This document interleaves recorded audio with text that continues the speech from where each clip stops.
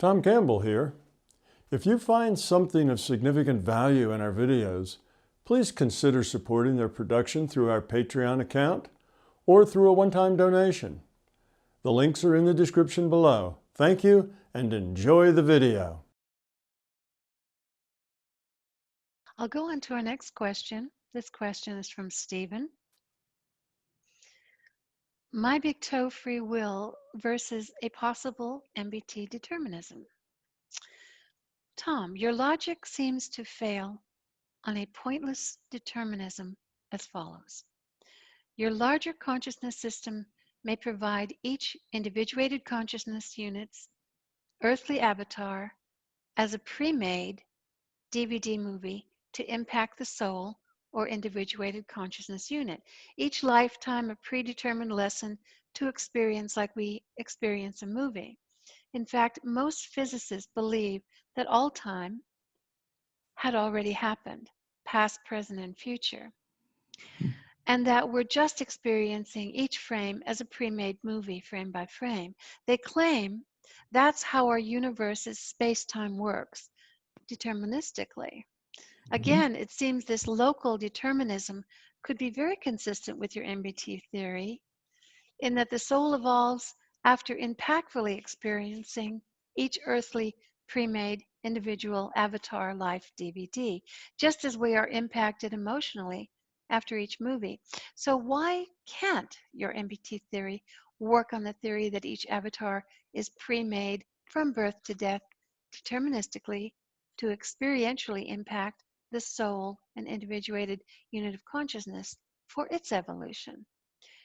You've said there's no point without evolution, and there's the evolution. Consciousness and experiencing a pre-made movie does not seem inconsistent. Thus, no free will determinism may be possible with your theory. Otherwise, I was on board with everything you had to say, but this one sticking point. Okay.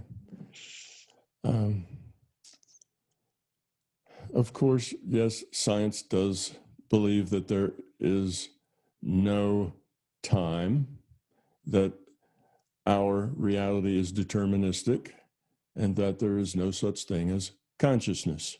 Consciousness is an illusion. Time is an illusion. Everything is deterministic. That is the basic belief of most scientists.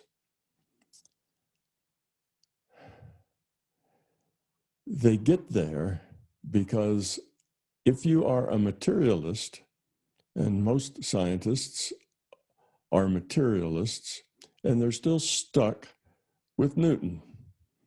Newton created this vision of the clockwork universe. Reality was a big machine. Everything happens for a reason. It's all causal, physically causal. So you can look at the physical causality of everything.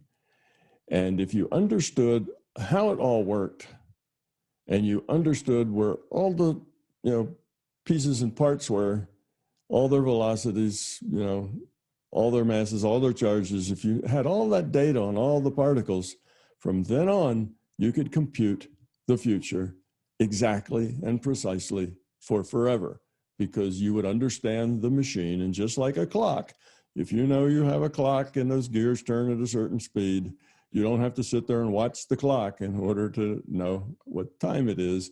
You can say, well, 10 hours from now, this clock is going to have its hands in this position. 10 years from now, on this very same day at the same time, the clock hands are going to be in a different position. You see, it doesn't matter. You can jump forward and backward in time, and you can always tell where the clock hands are going to be because you understand the gears and the wheels and the power and how all that works together. It's all deterministic. So scientists are determinists. If you're a materialist, scientists are materialists. And if you're a materialist, you must be a determinist because that's the machine. Machines are deterministic. Machine only works one way. There is a very complex machine, but it just keeps chugging. So materialism, which comes from Newton, turns into determinism. And if you're deterministic, then you can't have choice, because if you have choice, you have before the choice, after the choice, and you have time. You can't have time because things change in time, right? Choices, things change in time. And you don't want change. You can't have change. You have a script. The script is unchanging. Okay, the script has been done, so we can't have free will. Free will doesn't exist. It's just an illusion.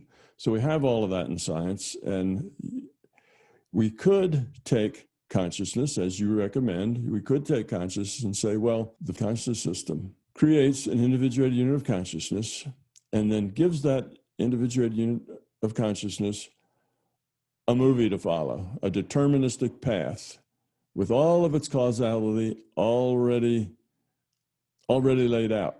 All the choices, there really are no choices. The character is just going to proceed from one choice to the next. But now how does it do that if there's no time? How does it go from this set of choices to that? How does it move through the pictures of the movie if there is no time? Okay.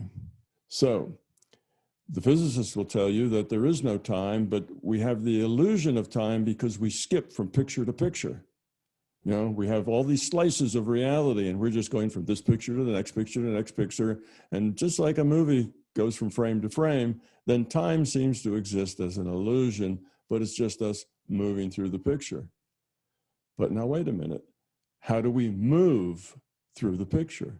Moving requires time, right? To move, you have to have time. Now, before I was there, now I've moved to here. If you don't have any time, you don't have any movement. So if there is no time, you can't say that you can create time by moving through a bunch of static things, because the moving is why you're getting this time. Well, the moving is time, you see.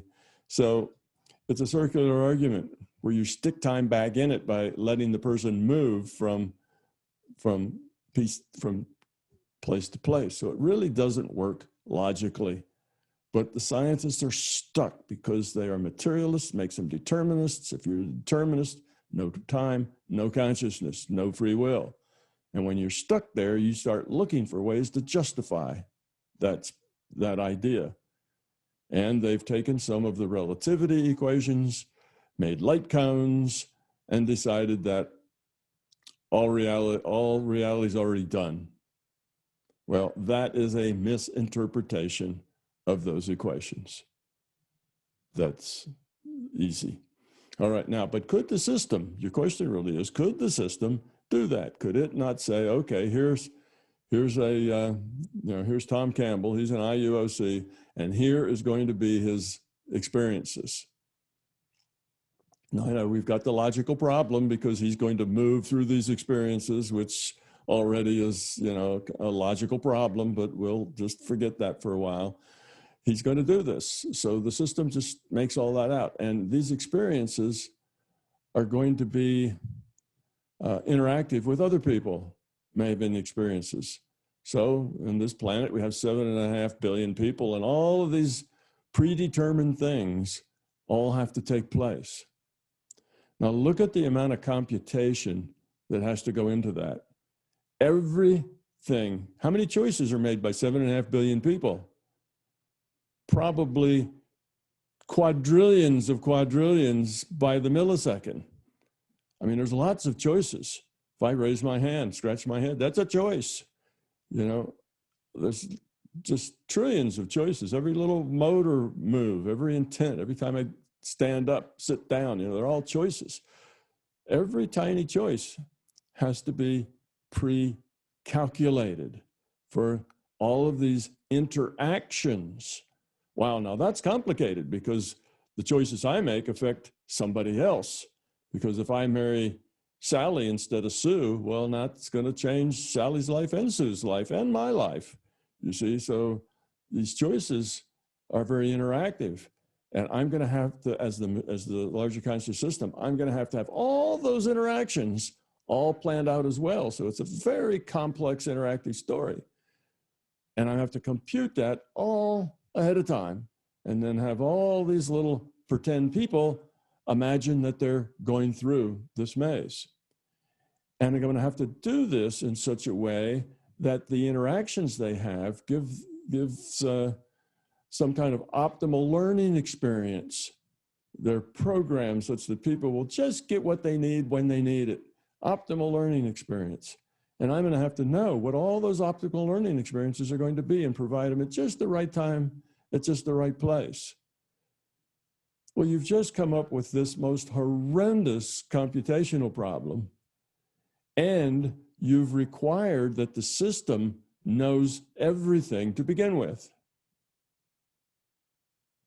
Can anticipate everything and every interaction, but we know interactions bubble out. All right, I marry Sally instead of Sue, and now because I marry Sally, Sally changes things in her life. Sally's relationship with her friends and family and the children that we're going to have together change and do all sorts of things, right? Interact. So these interactions just keep rolling on.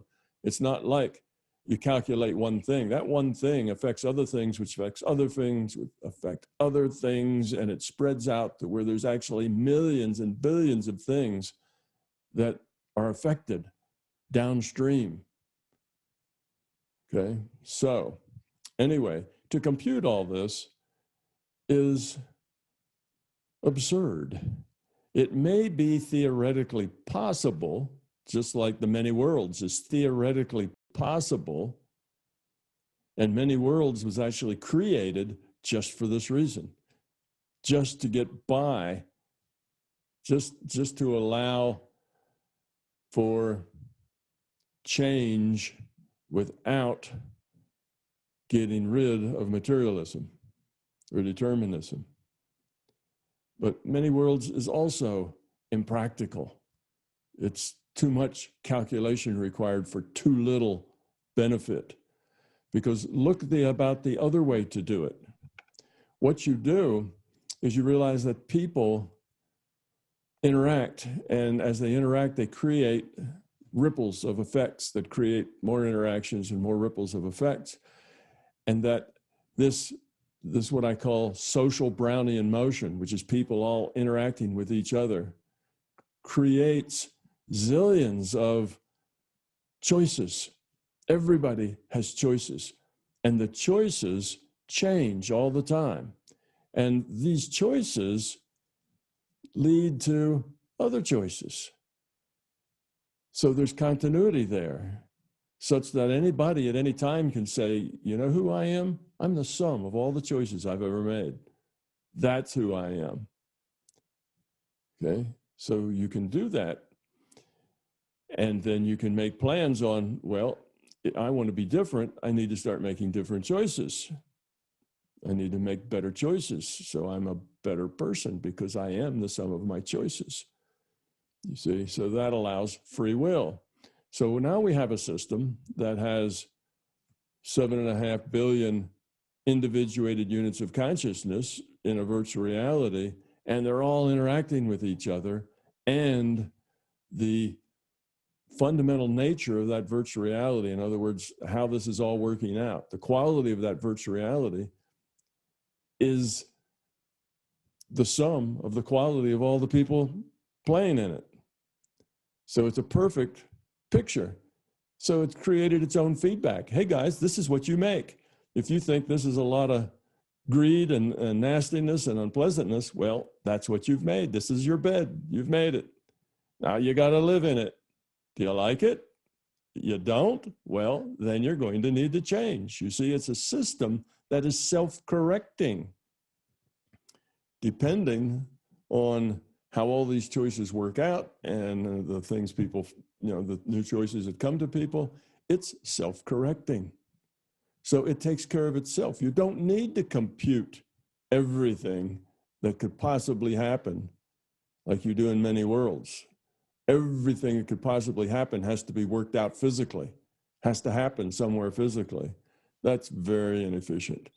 And now the larger conscious system trying to deterministically compute everything that happens, well, it's not that smart. You see, you're asking it to do something and to foresee trillions and trillions of reactions that are created by other reactions that are created by other reactions, and to have all that figured out in this huge orchestrated mess. That's a horrendous problem. It's not that smart. It's much easier to just make independent pieces, give them free will, and let them interact with each other and create a reality that reflects their quality, and let that be their feedback. So now that's so much simpler a problem, so much easier to do. Particularly the virtual reality doesn't have to be programmed. It's not like it has this vast virtual reality program. It just gives initial conditions, a rule set, and hits the button and waits. And the virtual reality evolves itself. The point is that if you were to sit down and, let's say, write a book, when an author writes a book, that's deterministic, right? He writes a book and he has all these characters and he says what the characters do, but he doesn't have all the detail. He doesn't have all the characters, digesting their food. He doesn't have all the characters doing lots and lots of detail that has to happen here. Think about it. If you had to design something that was that complex for that long time, what would you find? You'd find the further out you went, the rattier the results are going to get, because you just can't think of anything. There's always unintended consequences.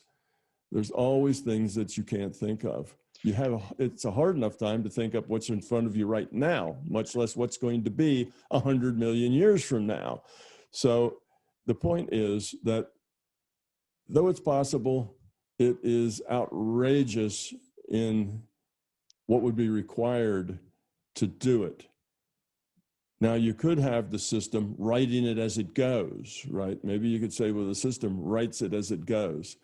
But even that is vastly more difficult than just letting the characters have free will, let them interact, and now it takes care of itself. How simple. All you got to do is set it up, right? You create the virtual reality, you set it up, and now you just let it chug on its own. All you have to do is keep rendering. You just have a rendering engine that you have to keep rendering the results of what people do. You don't have to make up the whole story.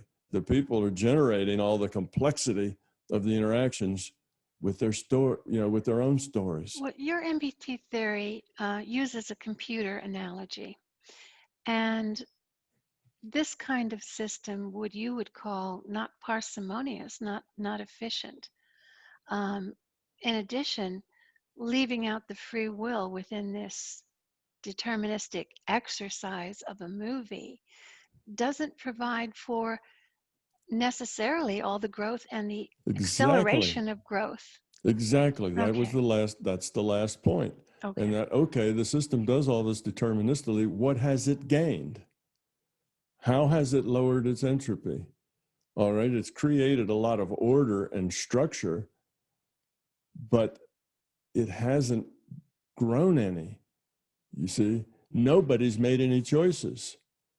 All it's done is it's written a play, and then the characters all have gone through and done exactly what's scripted.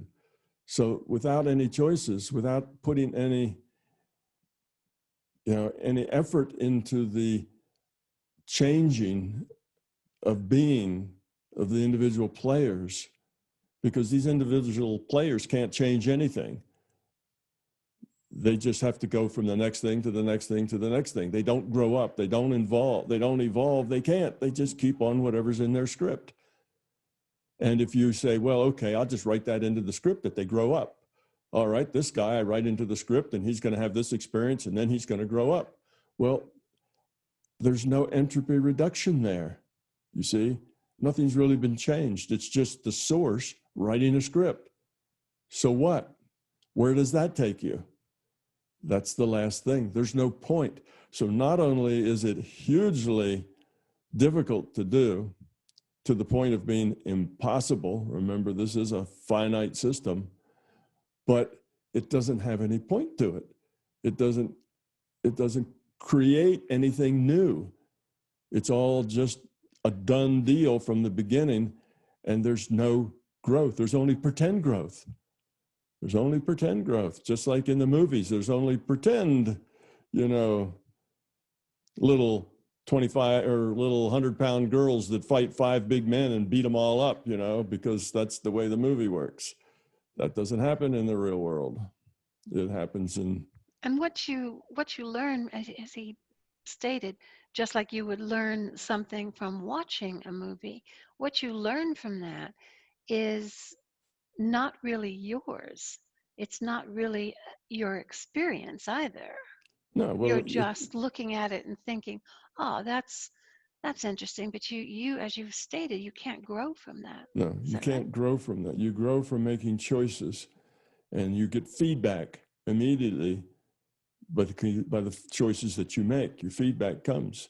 So you're either miserable and unhappy and complaining all the time, or you're full of joy and peace and tranquility and satisfaction. So that's your feedback, you see. So the system is very elegant and efficient the way it works, because the whole point is to grow. It's the lower entropy of the system. And if it's all deterministic, no entropy has been lowered. You see, entropy within consciousness, and the way I use entropy, it's not just order for order's sake. It's order that has meaning. It's order that has content, significance. So yes, you can take the English alphabet and you can arrange it in such a way that you have order. Let's say you have all the works of Shakespeare. It's just English letters all organized in such a way that you have Shakespeare. So we'll take that and say, okay, well, look, we took all these random letters that were just scattered all over the floor, and we stuck them together in a way that we have reproduced all the works of Shakespeare. Now, that was a lot of entropy that we lowered there by putting all these letters.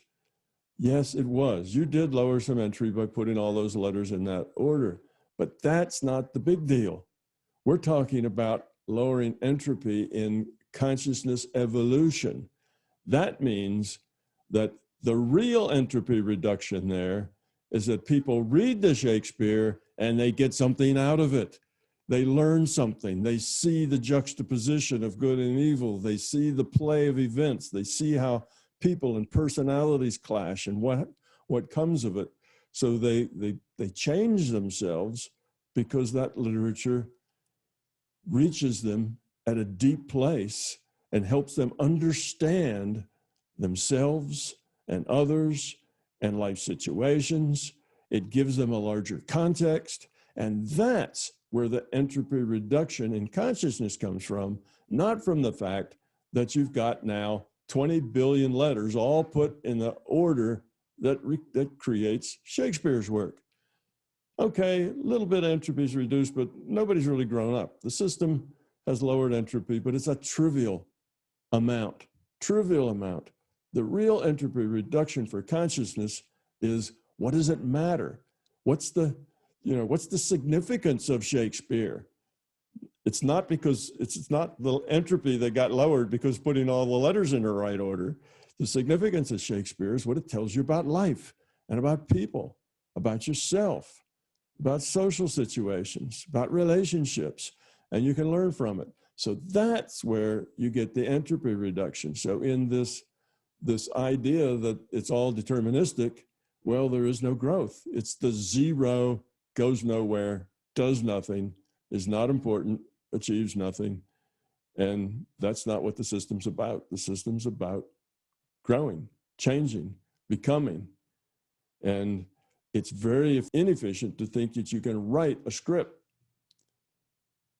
for a play that has 7.5 billion characters in the play all interacting with each other.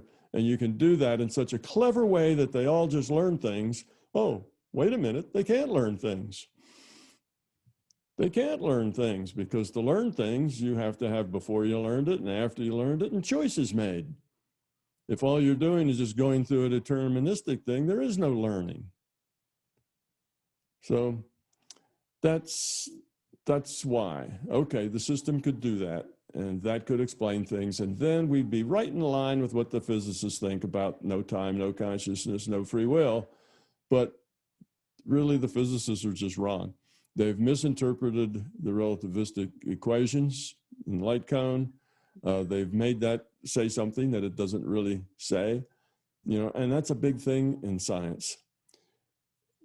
Science uses mathematics. Physics is basically applying mathematics to explain reality. Mathematics is not the language of reality. Mathematics is the language of the logic of quantity, period. It's the logic of quantity.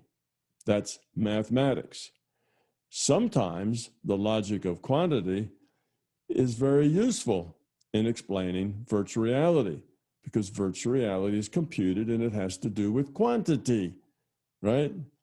How deep's the water? How many molecules of oxygen are there? It has to do with quantity. So it's very useful. But that doesn't mean that math just tells us the truth about the physical world. It doesn't. Mm-hmm. Math, you can live in a 4, 5, 6, 8, 10, 20-dimensional, you can calculate in a 20-dimensional space. Mm-hmm. But you can't live in a 20-dimensional space, but you can calculate in it. So people take math and then they interpret the math to mean something that's connected to the physical world. But that's just an interpretation. And mostly that's only to a certain level of detail, just like Newtonian physics. Newtonian physics is fine as long as you're not going too fast and you don't get too small. But in the realm of the small and the fast, it breaks down. Okay, so I'm not sure where. One of my instructors somewhere along in my scientific career, maybe some book I read, told me that be real careful that you don't make the assumption that this math describes reality. Math describes the logic of quantity, which sometimes describes reality, but not always. So you can take an equation and you can see, well, how can we make this fit our reality? And you can kind of deduce a reality based on that, but that doesn't mean it exists. It's like they looked at, what was it, relativity theory? I'm not sure. They looked at some theory, and physics tends to throw away all the imaginary numbers. They'll create using imaginary numbers in their calculations. But then when they get the final answer, they take the imaginary part and throw it away and says, well, that doesn't mean anything here in the physical world. So we'll square that or multiply it by its complex conjugate, and we'll end up with a real value. And that's the value that pertains to our world. And somebody said, well, hey, what if that imaginary thing did, there was imaginary mass? Oh, if we had that, we'd have tachyons that would move backwards in time at the speed of light. And but of course, it never went anywhere because that's not the way reality works. So you can't just take math and say, this math represents reality in this way. Math was not generated to model reality. Math is the logic of quantity, and sometimes we can arrange it to fit reality, at least in some ranges of reality, because indeed a computed reality has a lot to do with quantity. So that's why physicists can look at an equation and come to a wrong assumption about it. That assumption just comes out of thin air. A lot of times you look at the math and say, a lot of times in physics, you look at the math and say, well, that doesn't apply to here, and you toss it away. That idea doesn't compute. That idea isn't physical. The math isn't telling us that. We can only use the math to tell us these things. So don't fall into the trap that, oh, they looked at an equation and the equation said that there was no time and everything's already been done and so on. That's an interpretation that is non-physical and doesn't work here.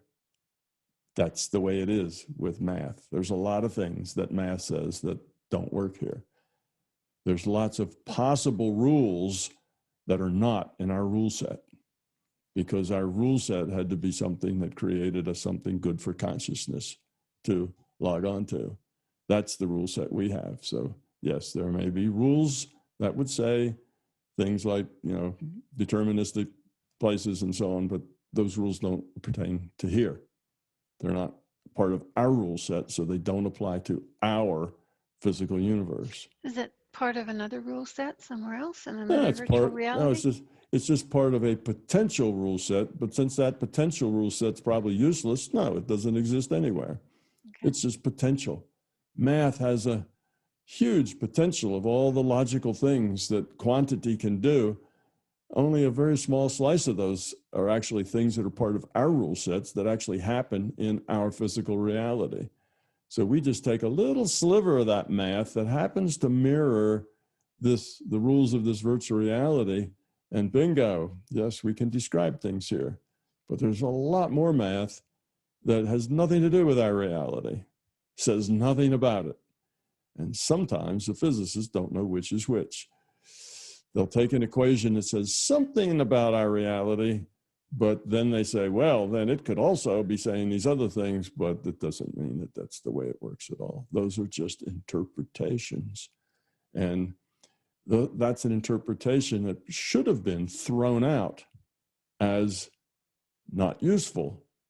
Physicists do that all the time. They get part of their math and they throw it out as not useful. That should have been thrown out as not useful, but it justified their belief in materialism and determinism. So they jumped right on it, and that's how they interpret it. We finally figured that out, this determinism thing. Look there. There is no time, there's no consciousness, and there's no free will. See, we nailed it.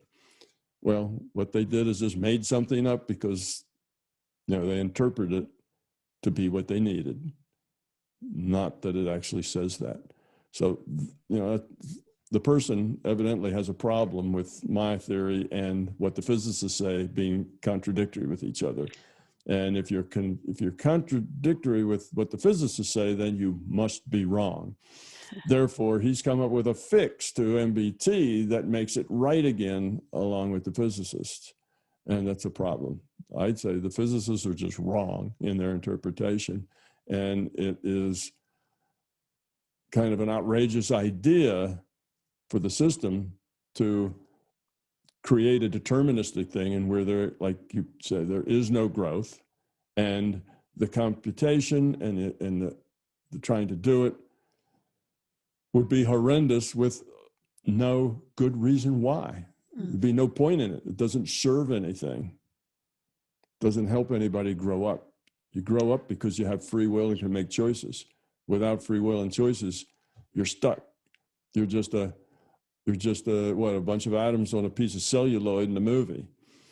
And every time somebody plays that movie, all the characters do the same thing they did last time the movie was played. Mm-hmm.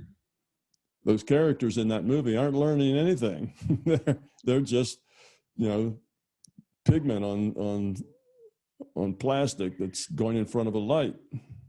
Well, the difference between your theory and the materialist is you start at the top with consciousness. Right. And work your way down to these physical rules in a logical manner. But this was what an interesting suggestion and discussion this has been. Mm-hmm. Thank you very much for submitting that question. And thanks, Tom, for answering. Okay. Tom Campbell here. I and MBT Events hope you liked this video. We now have well over 1,000 hours of free video on this user-friendly, ad-free YouTube channel. Though these videos are free to our viewers, they represent many thousands of hours in production and editing, and many thousands of dollars invested in video and audio equipment, along with the required computers and software to store and process the raw video into finished products.